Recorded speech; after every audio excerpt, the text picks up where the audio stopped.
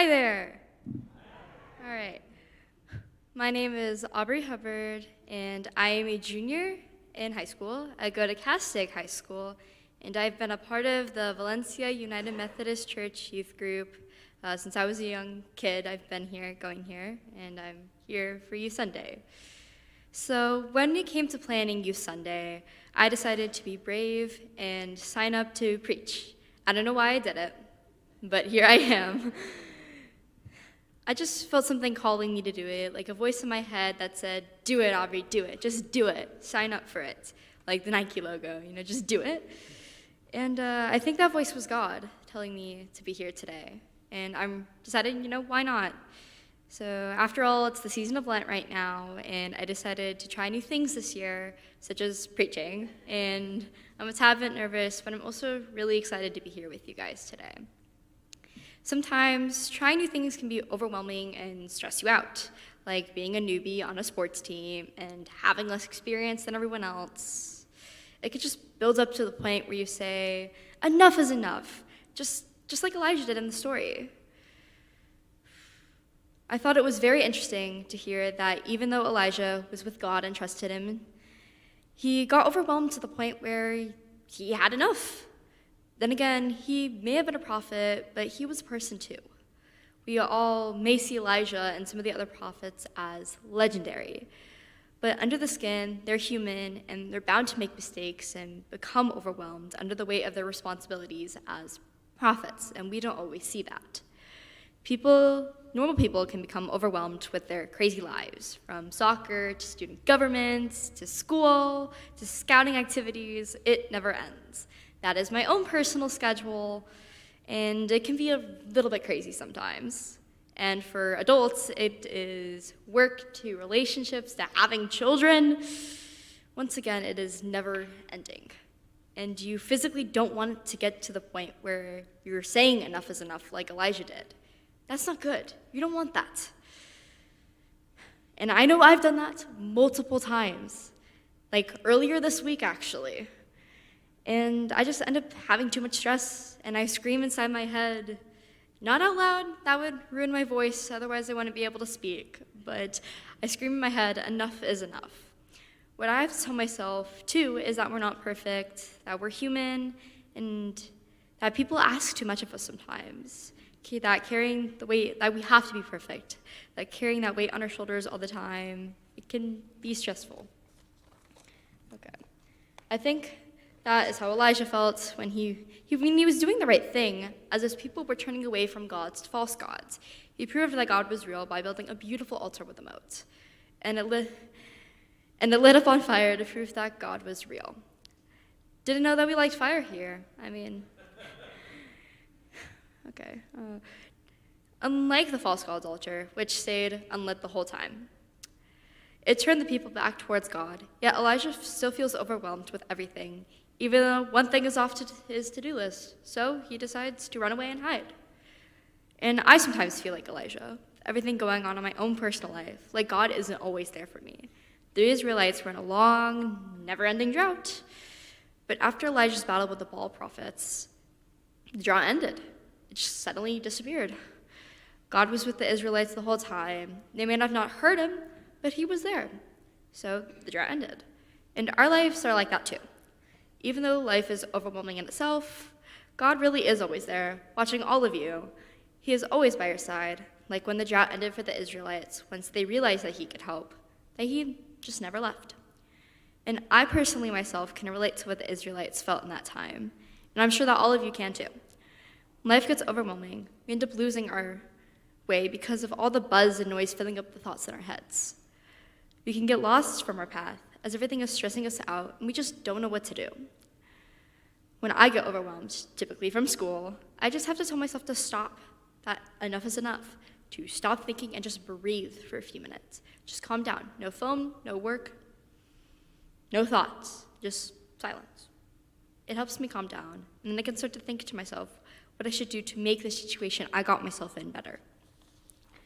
When I am overwhelmed, the first thing I do is actually pray to God. During those days where I'm lost like the Israelites and stressed like Elijah, I pray. I pray that he will stay with me and just wait there on the other side of the speed bump and block in the road. I pray that he will help to guide me on the journey of freeing myself from the stressors and that everything will be okay. Praying is such a good way of telling God that you need his help, that you are looking up to him for guidance. It's a way of feeling calm over yourself, knowing that he's there. After praying, I just feel this warmth inside of me, and I could just sense it in a part of me that everything will be okay, that there's nothing to be stressed out about. I mean, of course I'll be an eensy bit stressed. It is of human nature, obviously, especially for a teenage girl, to try and relax. A second thing I do when I've had enough is to just try and take time to care for myself. We have to take care of ourselves, especially when we are stressed and overwhelmed. The Bible story proves that being physically refreshed is important too. The angel provides Elijah with food and tells him to rest. And the angel even shows up a second time to tell him to do that again. Sometimes you have to replenish your mind, body, and soul in baby steps. Sometimes you have to work your way out of the situation in baby steps. And God is there to guide you through those baby steps and walk you through just how to get over all of the stress. But it begins with nourishment. The last thing I do to get out of an overwhelming situation is to plan out what needs to get done. That is the best I can do, and the best I can offer all of you for guidance. I'm not a professional therapist or anything. And at that point, I feel more calm, and I'm ready to push through it like Elijah. And everything turns out all right in the end. I made it to Horeb. I made it to the mountain of God, where I'm once again connected with him, and I'm grateful for his guidance. The story of Elijah can be applied to each and every one of us in our own personal lives. The world is filled with so many overwhelming things, so many bad events, the fear that something will happen to us, brought by problems such as hunger, and even simple things like spilling coffee on your clothes at work can just push us all over the edge and make us scream out, "Enough is enough!" The world needs changing, but you can't change the world unless you take care of yourself. The story of Elijah teaches us to take care of ourselves when we are overwhelmed, as it is bound to happen. To just take it one step at a time. The story reminds us that God will be with you the whole way. It teaches us that it is okay to have weaknesses, as we are human. No one is perfect, and we turn away sometimes, but that he will always wait at the other side and guide us through our enough is enough days. Elijah teaches us to be brave, even if it is overwhelming, that you can be the change in the world that you want to see, that God will be with you, like he was on that mountain with Elijah, every step of the way. So take care of yourself, folks, and it is time to make a change for the better, for the world and for yourself. Enough is enough. Thank you. Hello, my name is Tyler Schoenfeld and I am 13 years old, 14 in a couple of days. I'm a little nervous to be presenting to all of you today, but I will try not to let that show. Speaking of which, I will be presenting on the story of Elijah and how it relates to me as well as you. In our scripture this morning, Elijah is running for his life. It was not what he thought was going to be happening. He was so frustrated and scared that he not only wanted to give up, but Elijah wanted to die. I feel that this story connects with me because sometimes when I get super frustrated over things like homework, the only way I can calm down is by taking a break. I find this story to be an important one because it shows that you can't just keep going on and on through the same routine and that you need to be able to clear your head or focus on something else. An example of this from my personal life is online school during COVID.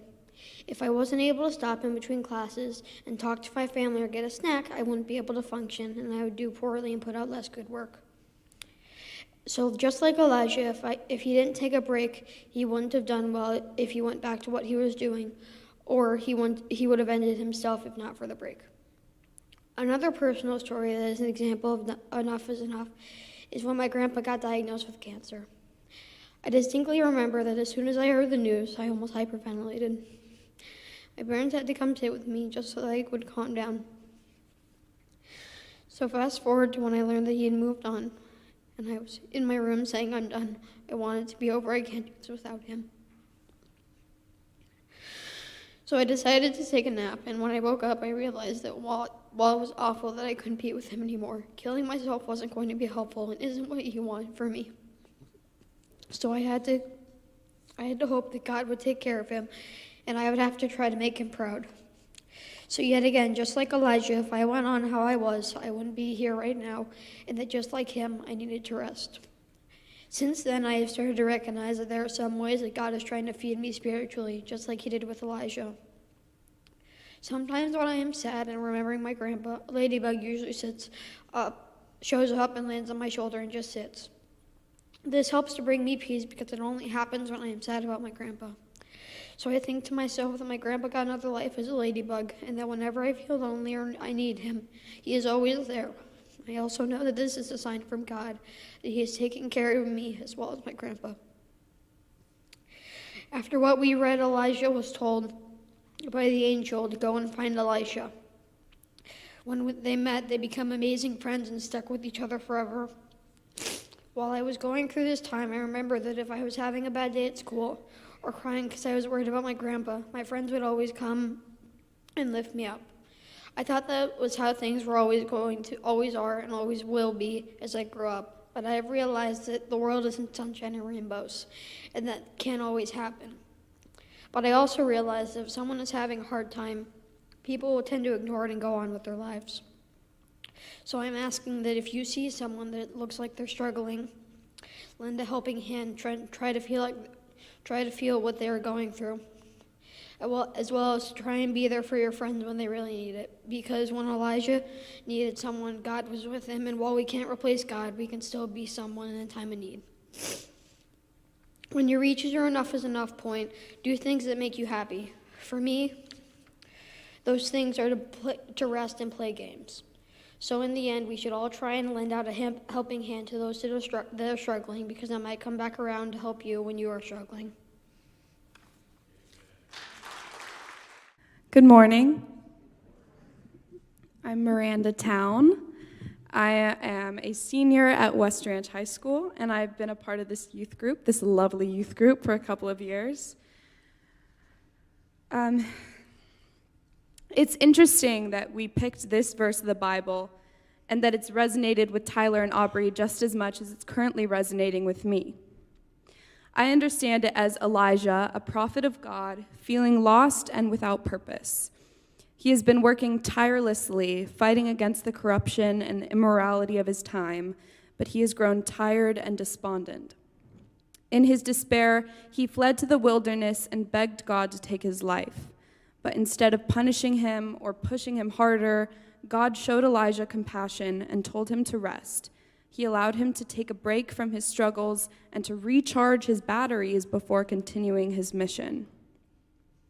As a high school student on the verge of graduating and making college decisions, I have been feeling overwhelmed and stressed out about what my future holds. I've been struggling to find my purpose and to figure out what path I should take. There's a lot up to God right now, and it's very hard to accept that. But just like Elijah, God has been speaking to me and telling me to take a step back from trying to control every little thing and to give it up to him. And in that break, I've discovered a new passion that has given me a sense of fulfillment and purpose. I have always loved music, but lately I've been focusing on learning how to play the guitar. I've been practicing every day, and it came in handy when I went to this recent church retreat up at Camp Wrightwood for the weekend. I had the opportunity to play alongside the little worship team, and it made me feel as though I was a part of something that was helping someone else, which is my favorite part of being involved in church. It was an incredibly impactful experience for me, and I was able to use my voice and my music to touch the hearts of the people who listened to me. This physical break from all the daily tasks of being an 18-year-old high school senior helped me realize that we live in a world where being busy is glorified. We are constantly on the go, trying to meet deadlines, achieve our goals, and excel in our careers. However, amidst all the hustle and bustle, we often forget that the real purpose in our lives is something else. We get so caught up in our work lives that we feel stuck, unfulfilled, and without real purpose. We become so consumed by our daily routines that we forget to explore the other facets of our lives, the things that truly make us happy. But here's the thing. God has given each of us a unique set of talents and passions, waiting for us to explore and enjoy them. We don't need to always think like adults. We can embrace our inner child and try new things. Just like I did with learning guitar, we can step out of our everyday routines and take up a hobby that brings us joy. So I urge you all to take a step back from the daily grind and to explore the talents and hobbies that have been given to you, whether it's painting, writing, dancing, anything else that sparks your interest. Take time to invest in yourself and your happiness. Trust me, you won't regret it. Remember, life is not just about work and responsibility. It's about discovering who we are and what we truly enjoy. So listen to this Bible verse encouraging us to embrace the talents and hobbies that we've been given and find purpose and joy in our lives once again. Thank you.